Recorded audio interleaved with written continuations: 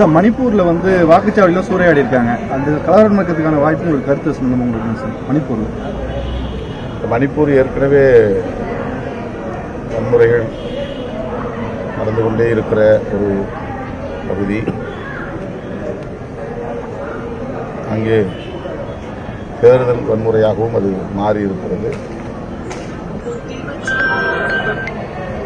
பிரதமர் ஒருமுறை கூட அந்த பகுதிக்கு செல்லவில்லை என்பது மணிப்பூர் மக்கள் இருதரப்பாருக்கும் வருத்தம் உண்டு. பிரதமரோ உள்துறை அமைச்சரோ மணிப்பூருக்கு சென்றிருந்தால், மக்களை சந்தித்திருந்தால் அங்கே ஒரு அமைதியை ஏற்படுத்தி இருக்க முடியும். பல மாதங்களாக, கிட்டத்தட்ட ஓராண்டாக அங்கே வன்முறைகள் வெடிக்கின்றன. சாதாரண மக்கள் பலர் படுகொலை செய்யப்பட்டிருக்கிறார்கள், சொத்துக்கள் சூறையாடப்பட்டிருக்கின்றன. இத்தகைய சூழலில் அங்கே தேர்தலை நடத்தியதே அதிர்ச்சியாக இருக்கிறது. தேர்தல் நேரத்திலும் வன்முறை வெடிக்கும் என்பது தெரியும். உரிய பாதுகாப்பு நடவடிக்கைகளை அவர்கள் மேற்கொள்ளவில்லை என்று இதிலிருந்து தெரிகிறது. பாரதிய ஜனதாவுக்கு எதிரான அலை மணிப்பூரிலும் இருதரப்பாரிடையும் இருக்கிறது. முதற்கட்ட வாக்குப்பதிவு நாடு தழுவிய அளவில் அமைதியாக நடந்தேறி இருக்கிறது. தமிழ்நாட்டிலும் மிகுந்த அமைதியோடு வாக்குப்பதிவுகள் நடந்துள்ளன. அதுவே அமைதியை தருகிறது, ஆறுதலை தருகிறது, மகிழ்ச்சியை தருகிறது. எங்கேயும் எந்த பிரச்சனையும் இல்லை, வன்முறை இல்லை, புகார்கள் இல்லை.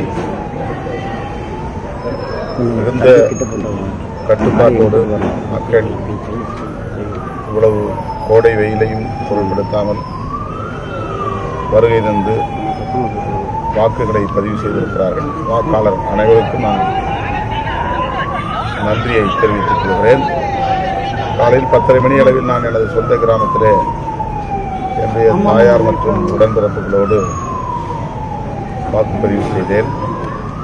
அதன் பின்னர் ஒவ்வொரு சட்டமன்ற தொகுதி வாரியாக சில வாக்குச்சாவடிகளுக்கு சென்று பார்வையிட்டோம். சென்ற இடங்களெல்லாம்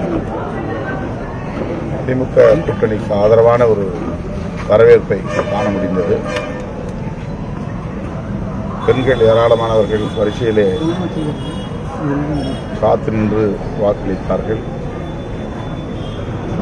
40 இடங்களிலும் திராவிட முன்னேற்றக் கழக கூட்டணி வெற்றி பெறும் என்கிற நம்பிக்கை உள்ளது.